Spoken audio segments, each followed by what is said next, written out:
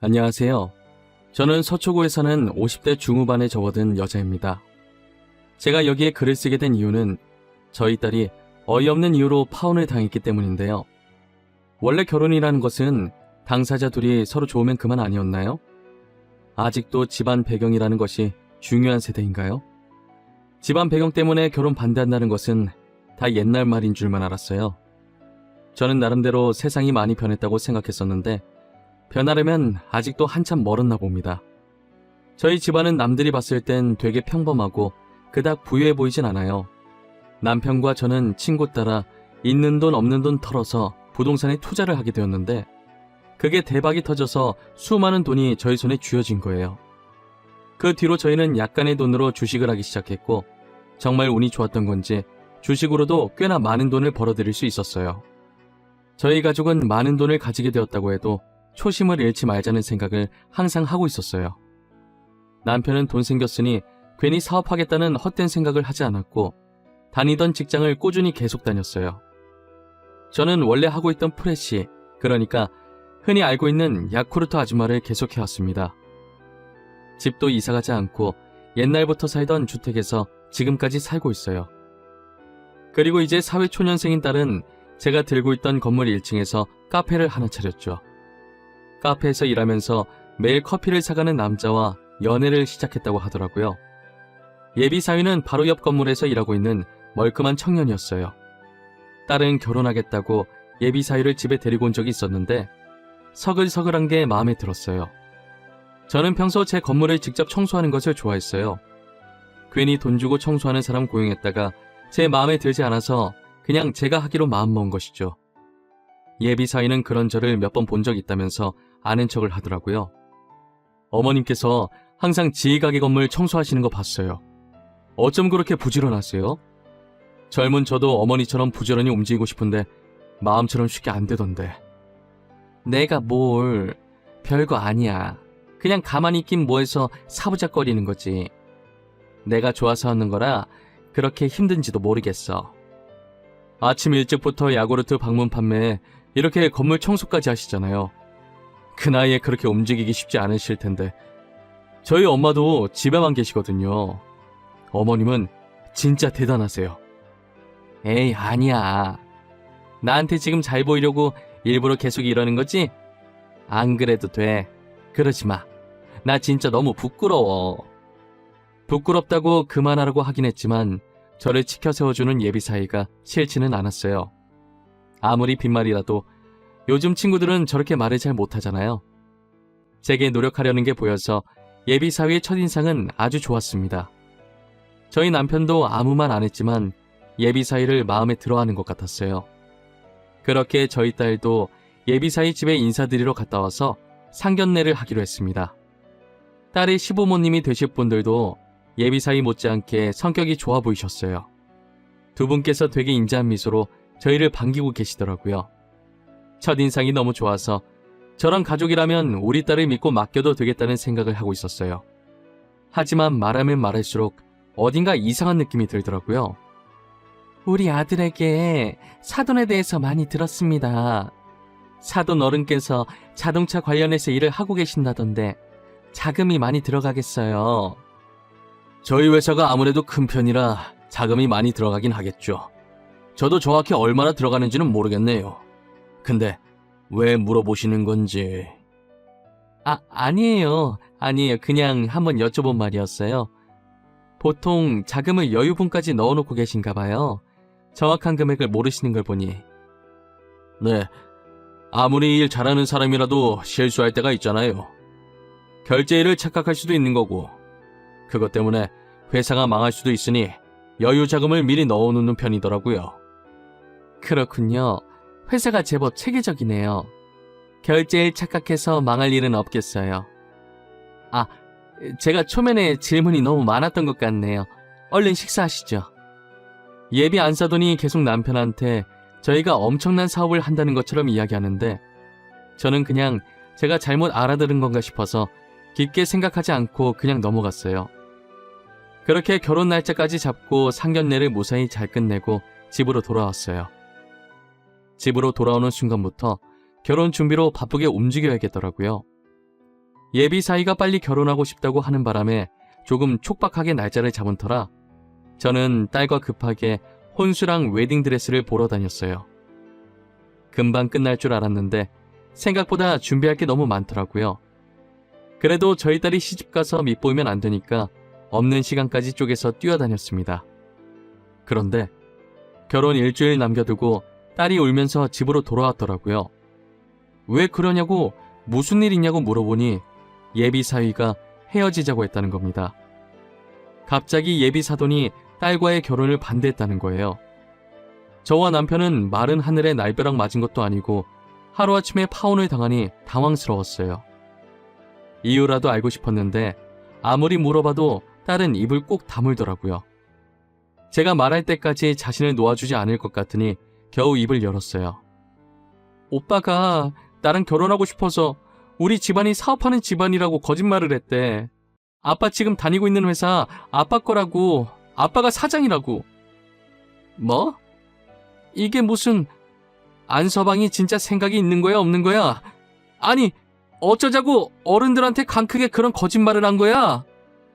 그래서 자기도 너무 양심에 찔려서 사실대로 아빠는 월급 받으면서 회사 다니고 엄마는 야쿠르트 아줌마라고, 그리고 가끔 건물 청소하러 다닌다고 했대.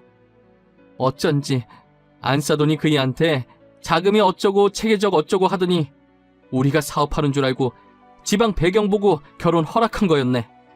알고 보니 예비 사위가 저희 딸과 결혼하고 싶어서 거짓말을 쳤던 것이었어요.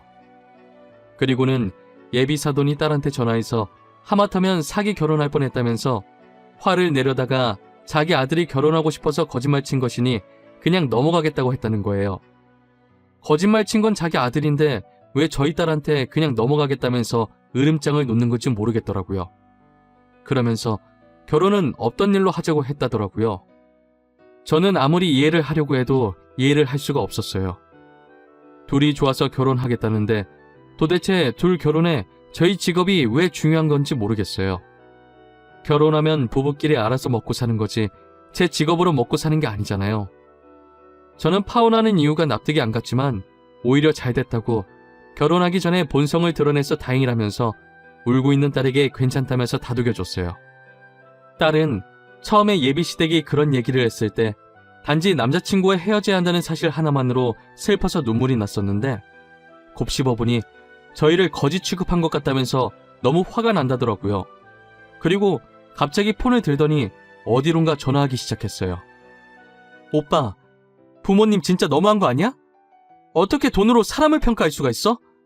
내가 진짜 생각할수록 화가 나서 못 참겠어. 오빠는 왜 그런 거짓말을 해서 이 꼴을 만들어? 지희야, 내가 미안해. 나 진짜 너랑 결혼하고 싶어서 그랬던 거야. 그런데 부모님이 이렇게까지 반대하실 줄은 몰랐어. 진짜 내가 입이 10개라도 할 말이 없다. 진짜 오빠가 제일 나빠.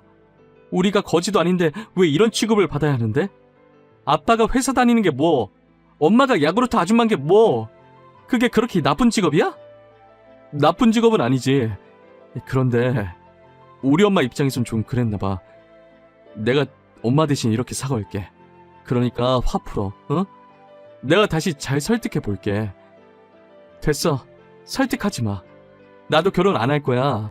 우리 부모님 무시하는 집안이랑 결혼 못 해. 그리고 엄마 건물, 엄마가 자기 건물 청소하겠다는데 그렇게 못마땅할 일이야? 지희야, 방금 뭐라고? 너네 엄마 건물? 너 지금 하는 카페 건물 말하는 거야? 그게 어머님 건물이야? 우리 엄마 건물이다. 어쩔래? 우리 가족 부동산으로 돈을 아무리 많이 벌었어도 하시던 일 그만두지 않고 계속 다니신 성실한 사람들이야.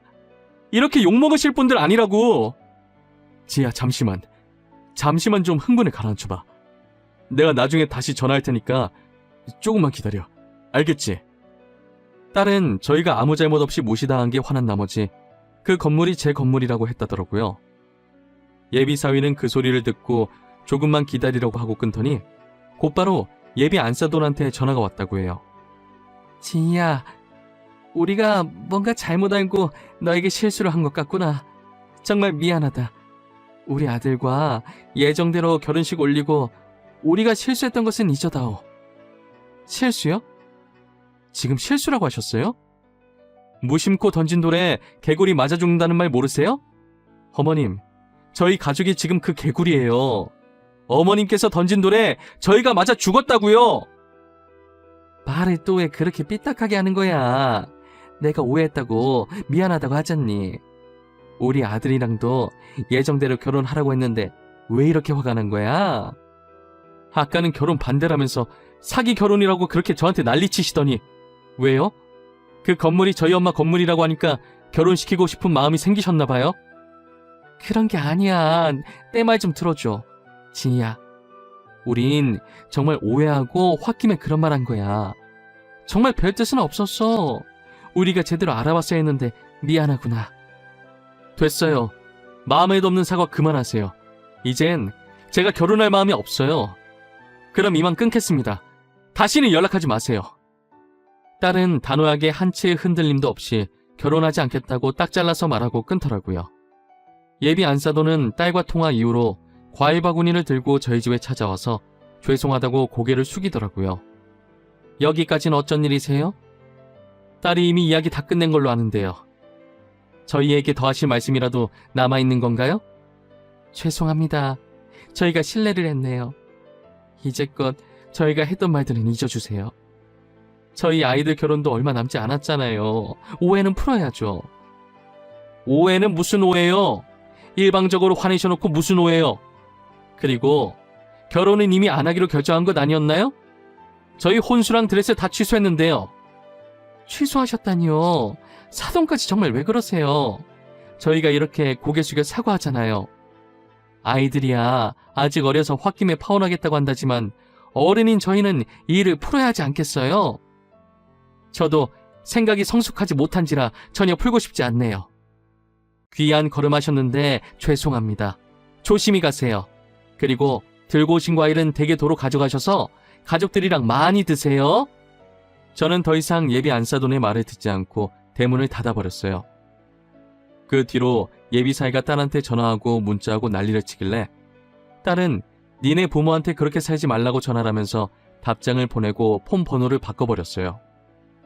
예비 사유에게 또다시 연락 오면 물 한 바가지 부어버릴 거라면서 딸은 아직도 화가 단단히 났더라고요. 그런 못된 심보를 가진 예비 사돈을 보고 하늘이 놓였는지 얼마 지나지 않아 그 집안이 망해서 야반도주를 했다는 얘기가 저희 귀에 들렸어요. 저희 가족은 그 소리에 돈돈거리더니 결국 망했냐면서 쌤통이라고 생각했어요. 그렇게 그 가족에 대해 점점 잊어갈 때쯤 새로운 소식을 듣게 되었어요. 지인의 말에 의하면 무슨 돈이 있었는지 모르겠지만 조그만 떡볶이 가게를 하나 차렸다고 하더라고요. 저는 가진 게 돈밖에 없는지라 돈으로 복수를 해줘야겠다고 생각이 들었어요. 직업의 편견 가지고 돈 없는 사람 취급하면서 무시했으니 저도 똑같이 돈으로 쥐락펴락하면서 장난을 조금 해보고 싶었어요. 지인이 말한 떡볶이 가게가 있다는 건물을 제가 샀어요. 그리고 조카를 시켜서 월세를 2배로 받아와 달라고 부탁했죠. 이모, 내가 다음 달부터 월세 2배로 달라고 하니까 돈 없다는데? 나보고 건물주 만나게 해달라네? 자기가 한번 부탁해보겠다고. 이모 어떻게 할까? 그래? 나한테 부탁해보겠대? 지금도 같이 있어? 그럼 내가 지금 너한테 주소 하나 보낼 테니까 내일 거기로 오라고 말해. 방금 주소 문자로 날라왔네. 알겠어. 이쪽으로 가라고 할게. 다음에도 부탁할 거 있으면 말하고. 저는 조카의 말을 듣고 딸이 일하는 카페 주소를 적어서 보내줬어요. 그리고 다음날 여유롭게 창밖을 보면서 커피를 마시고 있는데 입구에서 살짝 경직된 채로 서 있는 예비 안사돈을 보게 되었죠. 그러더니 떨리는 손으로 문을 열고 두리번거리기 시작하더라고요. 여기가 제 딸의 카페인 걸 아니까 건물주가 어느 정도 저라는 느낌이 들었을 거예요. 아니나 다를까 저랑 눈이 마주치더니 살짝 뒷걸음질을 치더라고요. 오랜만에 다시 보게 되니 꼴이 많이 아니었어요. 예전엔 온몸에 명품을 휘감고 있더니 지금은 다 낡은 옷을 입고 있더라고요. 저는 손을 흔들며 여기라면서 월세 때문에 온 거 아니냐고 말했어요. 예비 안사돈은 어쩔 줄 모르겠다는 표정으로 쭈뼛거리며 제 앞에 앉았어요. 커피 마실 거냐고 물어보니 대답은 하지 않고 고개만 절레절레 흔들더라고요. 질질 끌 필요 없으니까 본론부터 얘기할게요. 다음 달부터 월세 2배로 올릴 생각입니다. 조카한테 들어보니까 월세 낼 돈이 없다고 하시던데 돈 없으면 나가주셔야겠어요. 사돈, 아직까지 저희한테 화가 많이 나신 건가요? 어떻게 해야 화가 풀리시겠어요? 저희 정말 반성 많이 했습니다. 지금까지 많이 뉘우치면서 살았어요. 꼴을 보니 반성 안 하곤 못 베기겠네요. 그런다고 익은 고기가 생고기로 돌아오진 않죠. 상처가 아물어도 흉터는 남아있어서 잊으려고 해도 잊을 수가 없더라고요. 저희를 용서하지 않으셔도 됩니다. 하지만 가게만큼은 건들지 말아주세요. 저 이 가게까지 잘못되면 저희 가족들 정말 길거리에 나앉아야 돼요. 제발요. 그러게 결국 이렇게 될 걸. 그때 왜 저희 딸한테 그리고 저희한테 상처를 주신 거예요?